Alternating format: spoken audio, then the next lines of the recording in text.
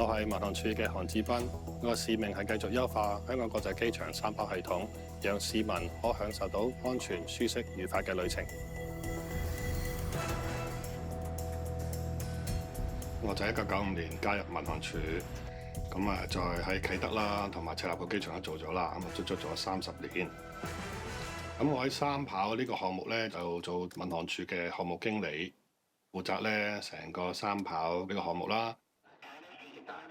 最有挑戰性咧就係協調咧我哋呢個三跑項目嘅啲改變，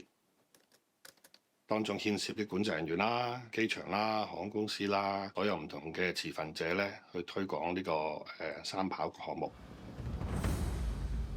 好啦，呢個就係我哋嘅北控制塔，我哋一路行上去啦。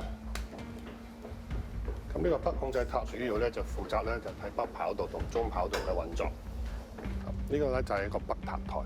咁就喺2024年11月就落成啦。咁啊就係咧控制我哋嘅北跑道同中跑道嘅飛機。其實咧喺我哋喺地面上咧有馬路，咁啊天上咧其實我哋有啲航道。咁好多航道咧就會帶領啲飛機離開香港國際機場啦，或者進入香港國際機場嘅。咁 under 三跑呢個項目咧，咁其實啲航道都有啲變更，有啲新嘅航道啦。咁我哋有咗第3條跑道之後咧，咁我哋就持續可以增加我哋客運啦，亦都可以確保咧我哋保持我哋喺世界上亞太區嘅航運樞紐嘅地位。呢個咧係我哋民航處其中一個塔台模擬器，我哋喺南頭入邊，咁啊同啲學員一齊去訓練做三跑嘅運作。其實咧喺我哋航空界咧，我哋控制員咧個個都知道啦，安全一定係第一嘅。咁尤其是三跑呢個項目咧，都係做足晒我哋叫做 safety acceptance safe management process 咧，做足晒去到100分先至去可以去投入服務做三跑。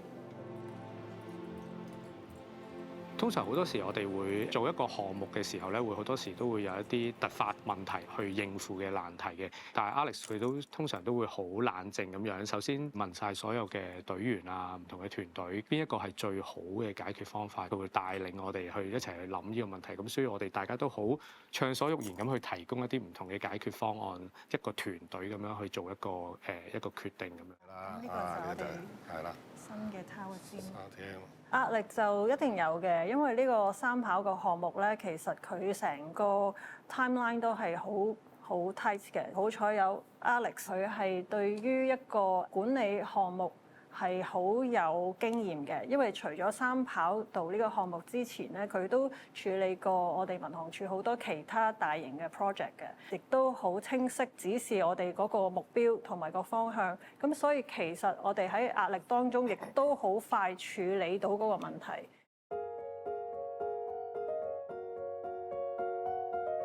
我諗我主要咧喺業界咧都係一路想增強我哋香港國際機場嘅國際樞紐嘅地位啦。其實我哋嘅貨運服務嗰方面咧，全世界 number one。我哋個目標咧都係 keep 住想繼續係 number one， 繼續做好自己啦，各個本分啦。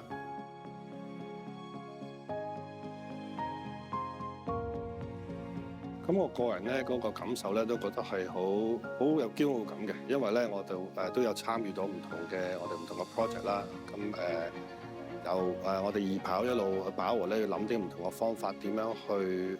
增加我哋嘅流量啦，不但係我哋嘅機場啦、空域啦。